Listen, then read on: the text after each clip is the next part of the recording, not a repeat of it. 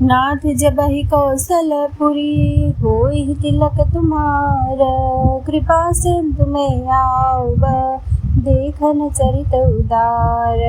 अर्थात हे नाथ, जब अयोध्यापुरी में आपका राज तिलक होगा तब हे कृपा सागर मैं आपकी उदार लीला देखने आऊंगा।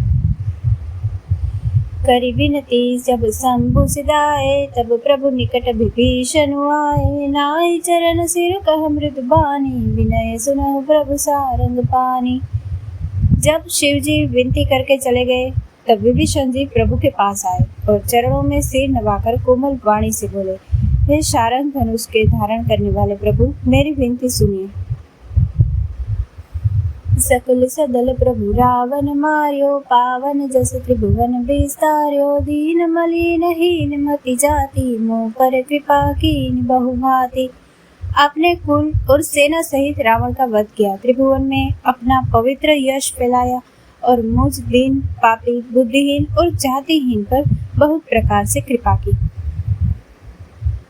अब जन गृह पुनीत प्रभु कीजे, मज्जन करिए समर श्रम छीजे। देखी कौस मंदिर संपदा, देहु कृपाल कपिन कहूदा।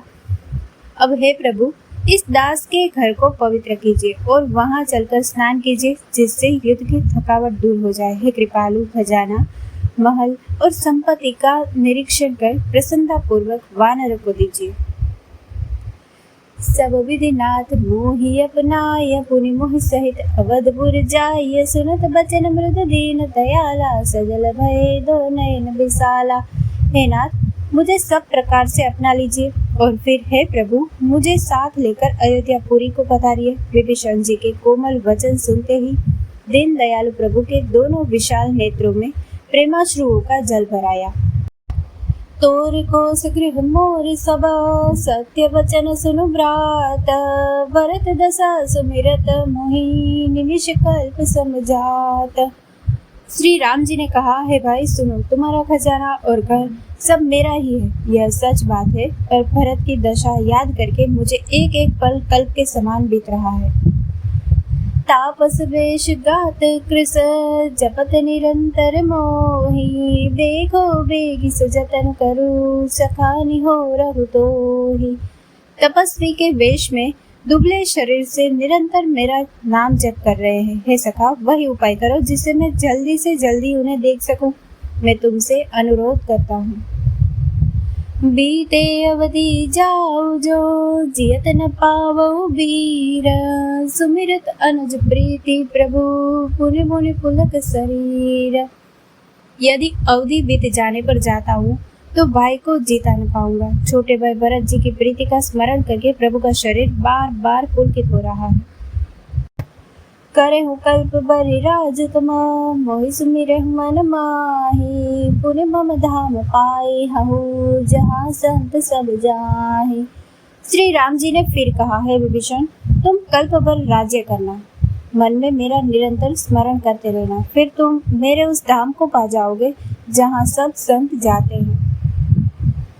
सुनत विभीषण वचन राम के, हर्षि गहे पद कृपा धाम के। बानर भालु सकल हर्षाने, गहि प्रभु पद गुण विमल बखाने। श्री रामचंद्र जी के वचन सुनते ही विभीषण जी ने हर्षित होकर कृपा के धाम श्री राम जी के चरण पकड़ लिए। सभी वानर भालू हर्षित हो गए और प्रभु के चरण पकड़कर उनके निर्मल गुणों का बखान करने लगे। बहुरी विभीषण भवन सिधायो, मणिगण बसन विमान भरायो। ले पुष्पक प्रभु आगे राखा, हंस करि कृपा सिंधु तब भाषा। फिर विभीषण जी महल को गए और उन्होंने मणियों के समूहों से और वस्त्रों से विमान को भर लिया।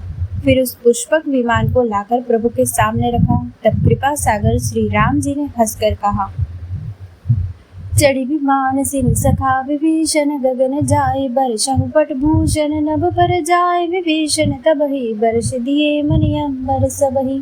हे सखा विभीषण, सुनो, विमान पर चढ़कर आकाश में जाकर वस्त्रों और गहनों को बरसा दो। तब आज्ञा सुनते ही विभीषण जी ने आकाश में जाकर सब मणियों और वस्त्रों को बरसा दिया।